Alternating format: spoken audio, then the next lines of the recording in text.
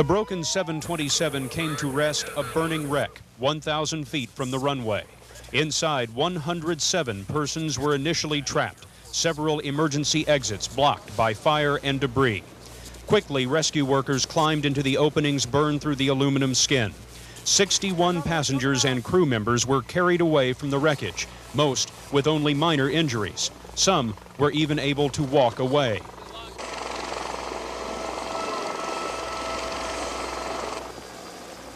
More seriously injured passengers were carried by helicopter.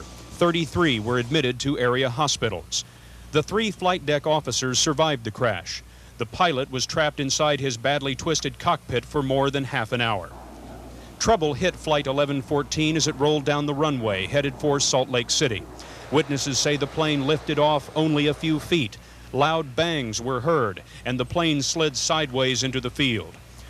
Just as soon as it come to a stop, it was engulfed in flames, and people got up in a very orderly manner and exited out both exits. Wasn't any screaming or anything? Very little. I mean, there was, the mumbles and the yells through the crowd. You could hear what, people telling what was happening and stuff like that. And there was very little of the baggage compartments up over our heads that tore loose, but some of them tore loose. There was a baggage door come loose and fell right there by us.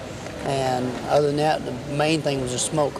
One of the 3 jet engines fell off more than 100 yards from the main crash site. The cockpit sheared away from the cabin. The tail section split in 2. Several passengers leaped out of openings in the plane. The fire raged on for almost 40 minutes. When it was out, workers found more than a dozen passengers dead inside the burned-out wreck.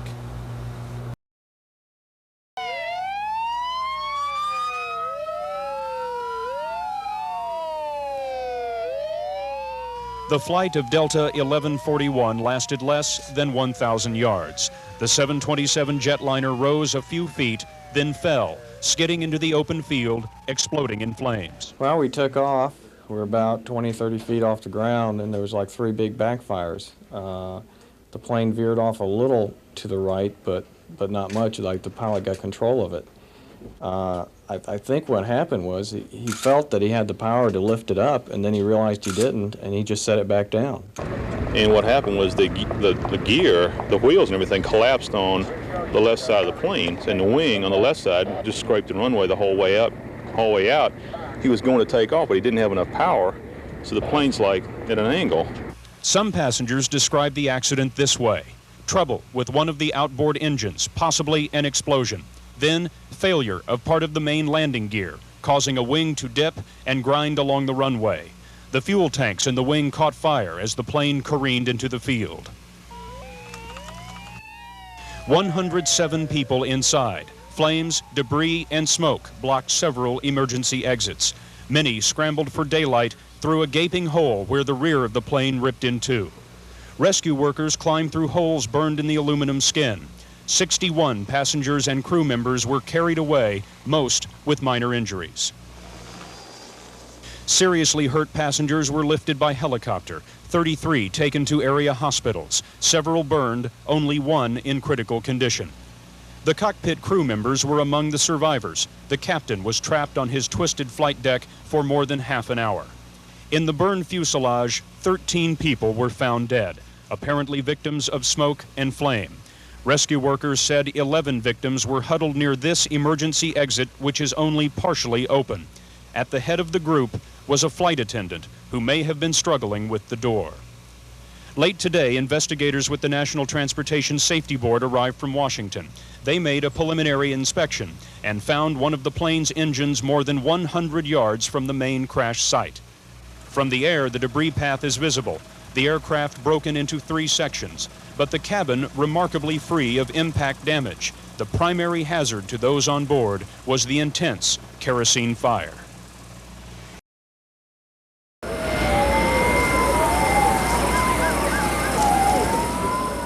It happened just before 9 o'clock this morning. Delta Flight 1141, headed for Salt Lake City, took off to the south on runway 18 left on the southwest side of the airport. The Boeing 727 lifted off briefly, but quickly there was trouble. The jet came back down and smashed into the runway, then slid out of control almost a mile. As it raced across a grassy field, pieces of the plane were torn off and dozens of grass fires broke out. Within a minute or two, the first airport fire trucks were at the plane. It was totally engulfed in flames. A huge column of thick black smoke could be seen for miles. The call for all possible help went out all over the Dallas-Fort Worth area. More than 24 ambulances sped to the crash and more than a dozen medical evacuation helicopters.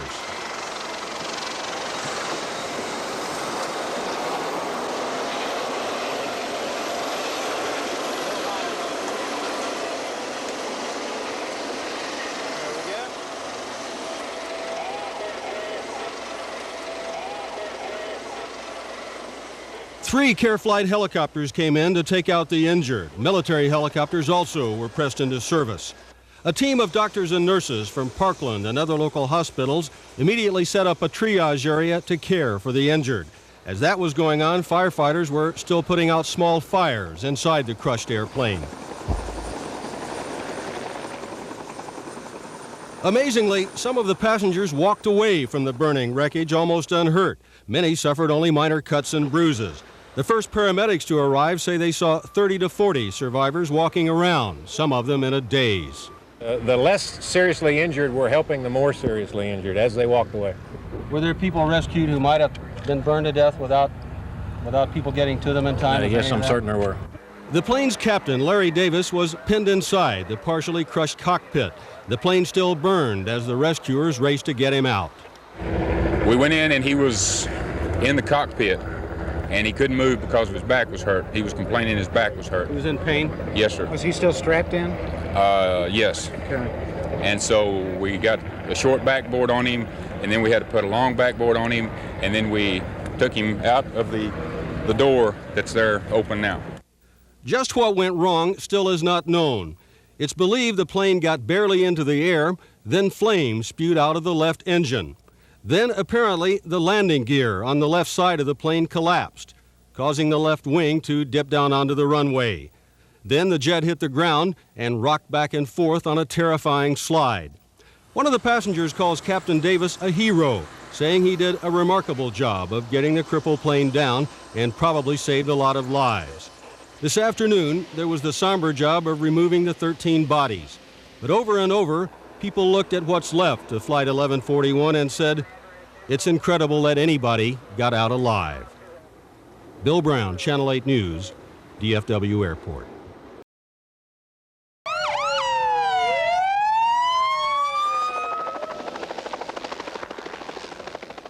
A quiet, routine morning at the airport. Then fear and confusion as the word comes. A plane is down. People are hurt. Some are trapped. The jet is a mass of fire. I mean, the minute we took off the ground, I guess I knew that we were going to wreck. There's a lot of panic. There's just a lot of commotion. Really, the patients that we saw were not that panic-stricken. They were very calm. In what seems like just a minute or two, the sky is full of helicopters coming in to take out the casualties. The air is filled with the screaming of sirens, but amid the noise, all about is quiet professionalism. Hundreds of people coming together to help. Doctors, nurses, firefighters, paramedics, police officers. Some pulling terrified passengers from the flames, others bandaging bleeding wounds and burns. Still others directing the crush of cars and trucks and aircraft. It is impressive, a smooth running operation to save as many lives as possible.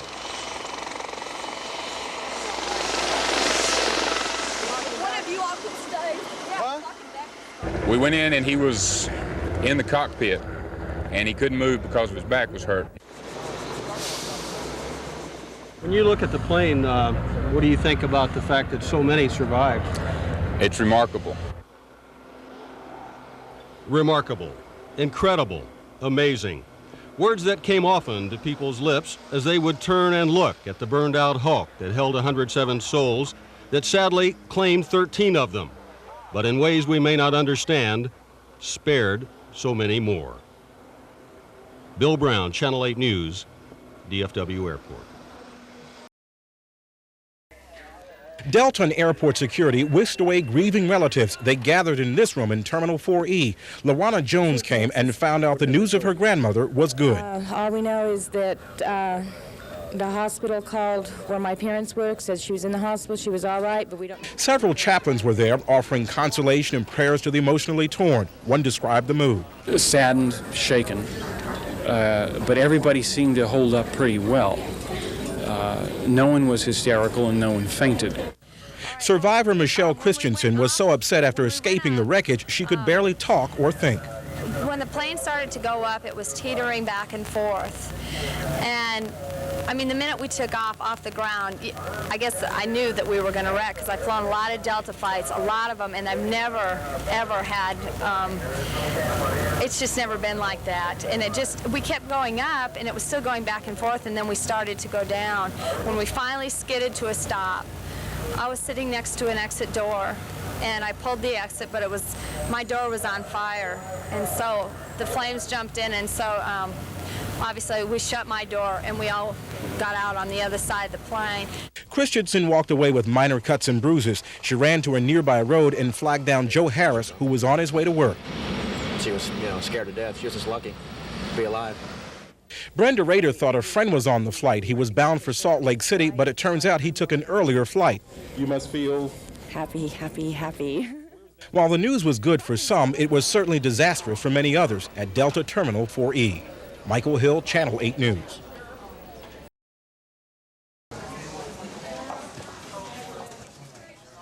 The pace of the already busy Parkland Hospital emergency room quickened. Doctors and nurses didn't know exactly what to expect, so they prepared for the worst and hoped for the best. As she was 3 years ago during the Delta 191 crash, head nurse Terry Gale was on duty when the news came from DFW Airport. Your first initial reaction is disbelief that we knew it was true because they called and asked for mutual aid at the airport. A total of 5 survivors were transported to Parkland, including the pilot. 3 came by air, the other 2 by ground ambulance. Hospital officials say the emergency medical plan worked very well. Instead of overloading one particular hospital with the injured, facilities in the mid-cities, Fort Worth and Dallas, participated in a systematic approach to a medical disaster. The triage process comes from a military term meaning to sort. We have a team consisting of physicians and nurses that are transported to the site. The paramedics and rescue workers bring the injured back to a staging area, at which time they're evaluated by medical personnel, and then they are dispersed to area hospitals dependent on the severity of their injury and the level of care and capability of the various hospitals. We expect a few maybe for special reconstructive or burn surgery, but not because they have massive burns, and we're assessing that now. We've called the other hospitals to ask them if we can assist. The UT Lions Site and Tissue Bank also went on alert because of the burn injuries. Officials say they have enough donated cadaver skin available for treatment once the patients are stabilized. As with today's crash and the one 3 years ago, Parkland had just completed its annual disaster drill, and once again, the system worked. Dennis Johnson, Channel 8 News. This is Dennis Johnson at Parkland Hospital. The hospital's mass casualty plan went into effect once the emergency room received word of the crash. Everyone was on full alert because no one knew exactly how many survivors would be coming. The number was small, 5 patients, including the captain, Larry Davis of Greenville. 2 of his passengers started the morning side by side in an airplane. Tonight, Bernard and Natalie Glim of Northport, Florida, are side by side in a hospital for burn treatment. They say the plane banged around a lot before stopping in the grass. Seeing smoke and fire, Bernard Glim knew they had to get moving. Dove out the hatch. You dove out the hatch. And landed on the wing, and that portion was cool to the touch. But when we came to the leading edge of the wing, that's where we burned ourselves. That was extremely hot. Then when I got out on the wing, I thought it was too high to jump, so I sat down and jumped from a sitting position, and I jumped onto burning grass and burnt my foot. The Glims say they're fortunate, although Natalie says reliving the event scares her a little now. They and other survivors got to local hospitals through an organized system known as triage. It's a military term to sort. Emergency medical personnel at the crash scene evaluated the extent of the injuries and then sent those needing care to various hospitals. Personnel there and the members of the medical triage system won't soon forget what they saw and heard. It looked sort of like the pictures that you've seen or heard about, after World War II in Russia with the scorched earth, with everything black on the ground and a blackened fuselage. It's disbelief. Once again, it's how could this happen once again? And how can we, it's deja vu. How can we be experiencing this again? And once again, Parkland had recently completed its annual disaster drill. And once again, the hospital, along with others in the Dallas-Fort Worth area, met the challenge. At one time, we did have as many as 14 operating rooms that were available for use should we have needed them. Fortunately, we did not. Parkland didn't receive as many survivors as some of the other hospitals, but Parkland officials say they could receive some transfers of patients who need specialized and corrective care for burns. Dennis Johnson, Channel 8 News. A large plane down, some people killed, dozens hurt. But the similarities between Delta Flights 191 and 1141 may end there in the way emergency rooms responded. At Parkland Memorial, the disaster plan went into effect and the emergency room was told to expect up to 18 injured. But only 5 were brought in, 2 by ambulance, 3 by Care Flight helicopters. One of the injured who arrived by air was the pilot, Captain Larry Davis of Greenville. When Flight 191 went down 3 years ago, Parkland treated 20 injured. One of the doctors involved with both crashes says the ER staff didn't just rely on experience from 191. I'm not so sure that that necessarily prepared us. We have a disaster plan that the hospital practices at least on 2 different occasions every year, and we were just able to invoke the disaster plan, which worked very well for us today. Parkland's president agrees and adds that for most of the passengers, the position in which Flight 1141 came to rest likely saved some of them from suffering. The damage and the fuselage and everything else, it's a blessing that so many people were able to walk out of the site and not be so seriously injured. And I don't think we had that opportunity really to do that with Flight 191. The care for injured in a disaster such as a plane crash is set up through a triage process. Triage is a military term which means to isolate and sort. Paramedics learn at a staging area near the crash the extent of injuries and then send those needing aid to various hospitals. The doctors and hospitals who run that system say it worked well today. Brad Watson, Channel 8 News. Some of the more seriously injured arrived by ambulance, but a whole busload arrived by AirTrans bus. For the less critical patients, HEB Hospital is conveniently close. Depending on the location of the crash, it's either Dallas County or Tarrant County. The crash, I understand, occurred in Tarrant County. That means Tarrant County officials are responsible for the disaster plan. That was invoked, and we cooperate in that manner with the plan that we already have developed internally. We're told injuries range from minor cuts and smoke inhalation to second-degree burns and broken bones. One passenger said some of those bones were broken as passengers escaped from the plane. What happens is the front of the plane, it gets crumpled in, so it creates a hole in the ceiling, so people crawl out through this hole.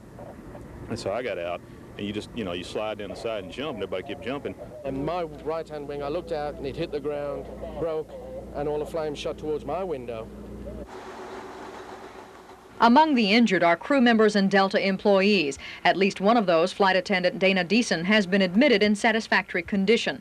Jim Hammock of Garland was one of the first to exit the plane. He had a bird's-eye view, seated right over the left wing.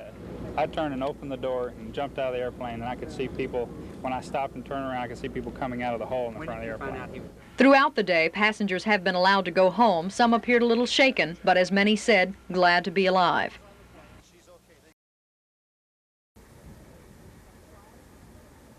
While some arrived by ambulance, a number of survivors were taken by AirTrans bus to the Bedford Hospital for treatment. Well, depending on the location of the crash, it's either Dallas County or Tarrant County. The crash, I understand, occurred in Tarrant County. That means Tarrant County officials are responsible for the disaster plan. That was invoked, and we cooperate in that manner with the plan that we already have developed internally. We're told injuries range from minor cuts and smoke inhalation to second-degree burns and broken bones. One passenger said some of those bones were broken as passengers escaped from the plane. What happens is the front of the plane, it gets crumpled in, so it creates a hole in the ceiling, so people crawl out through this hole. And so I got out, and you just, you slide down the side and jump, and everybody kept jumping. Where were you sitting again? Row 22, right by the emergency exit. Best seat in the plane. Passenger Jeff Parks of England describes what he saw and felt happen. He was fighting to try and control the plane, and then I realized we weren't going to get up.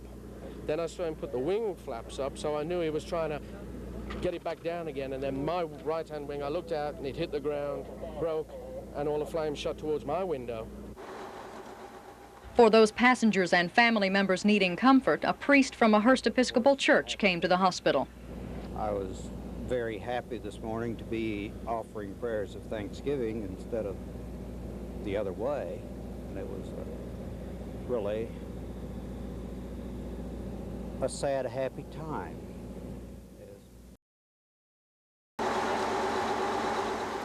An AirTrans bus from DFW Airport became an ambulance for many of the crash survivors, taking them to one of the closest mid-city's hospitals. A number of people were able to walk into the facility on their own, for not only did a majority of the passengers and crew live through the tragedy, many escaped with only minor injuries.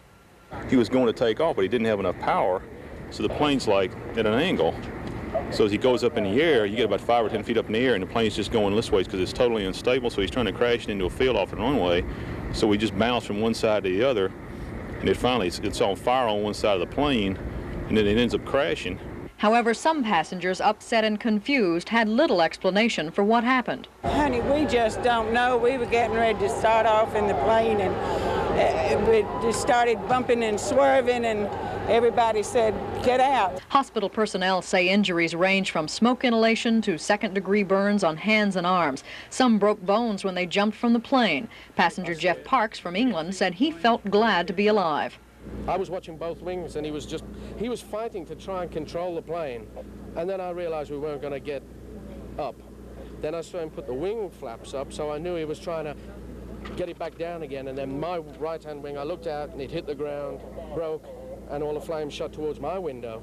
As the day progressed, passengers were released to go home. Episcopal priest Father Jesse Smith came to offer comfort. I was very happy this morning to be offering prayers of thanksgiving instead of the other way, and it was really a sad, happy time. Sonia Van Sickle, Channel 8 News, Bedford. Many of these people are strangers, drawn together by tragedy to answer a desperate call for help. Shortly after 9 a.m., when Delta Flight 1141 crashed at DFW Airport, the Wadley Blood Center in Dallas asked for and got blood donors. What's the need that compels you to come out? I mean, why do you feel that you should do this? Just because, well, my family, my sister here is a nurse, and my mother works at Parkland, and everyone in my family is involved in the health industry, so I just decided it was a need that needed to be filled. The line is awful long. Do you think you're going to stick it through? We'll stay right here until it's over with. That's fine. We came to tour Wadley, and when we seen everything happening, it's the only thing that we know that we can help out. So we feel good about that. Blood centers need any and all types of blood, but centers are in particular need of type O positive and O negative. But the wait to give has in some instances reached up to 4 hours. We just weren't prepared for this kind of response today. So many people came in. We're just really blessed to have supporters like this in the community. Because donor support has far exceeded expectations, blood donor centers are now set up in at least 10 locations throughout Dallas, Fort Worth, and in the mid-cities.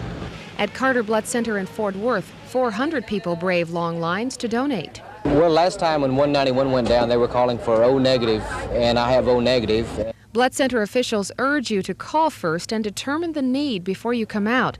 But if you don't mind the wait, all area blood centers will stay open until the last donor is seen. Michelle Redmond, Channel 8 News. In just a matter of hours, people from all walks of life came together to help in a very basic yet personal way. I made up my mind to come over here and give a pint. I was looking for a job, and I decided to go ahead and do this today. You can start this job hunt again tomorrow. You don't know these people, of course, but I might. Well, that's true. Is there something about this type of emergency that compels you to come out and I didn't get to go last time, and I feel like I needed to this time. I'm O negative, and they have a great call for that. So if I can't help the people with this, then I may help the backup that it creates. hundreds of people wrapped themselves around blood centers in the Dallas-Fort Worth area. At the Wadley Blood Center in Dallas, between 10 this morning and 8 tonight, 1,200 people donated blood. No wonder with that many people, the wait to give often lasted 4 hours. Normally, if I were to ask you on any other day, would you wait for anything for 4 hours, what would you tell me? It would have to be very important like this. We just weren't prepared for this kind of response today. So many people came in. We're just really blessed to have supporters like this in the community. The scene was much the same at the Carter Blood Center in Fort Worth. The desire to give outlasted the length of the line. But what happens to all of that blood not needed for Delta Flight 1141 survivors? Parkland Blood Center says for any given week, it uses 500 units. What is not used today will not go to waste. The blood will either service nearby hospitals or will be sent to other medical facilities. But blood has a short shelf life. What is collected today will only be good until October 5th. Michelle Redmond, Channel 8 News. From early afternoon, the DFW Hilton became one more stop for survivors and their families. Those lucky enough to be released from area hospitals were escorted by their own personal Delta representative to the hotel. Clergy arrived to provide counseling. The Red Cross brought in supplies and provided for the survivors' personal needs. The hotel became an escape from the day's turmoil. Many decided to leave almost as soon as they arrived, but not before they answered another round of questions about how they became one of the lucky ones. I mean, we had plenty of time because I was like one of the last ones off, and there was still plenty of time for people to get up and move in and out. I got out onto the wing and I fell down, and some man behind me picked me up, put me on my feet again, and then I jumped from the wing off into the burning grass, and I guess I fell down again and hit my head. Geraldine Owen walked away from the site along with her husband and daughter, who were also on the plane. Luckily, all three received only minor injuries. In the hotel's busy lobby, another organization kept an eye on the activities. Officials from the State Bar of Texas say they're playing watchdog in hopes of stopping illegal solicitation by attorneys. If you recall, after the 191 crash, there were a lot of stories about lawyers coming in and harassing some of the victims and families and such. And we're here merely for that, to assist the victims, to make sure that things like that don't happen. Delta officials say housing at the Hilton will be made available as long as those involved wish to stay. But for many, leaving behind the tragedy and heading for the comforts of home and family seemed more appealing. Pam Curry, Channel 8 News.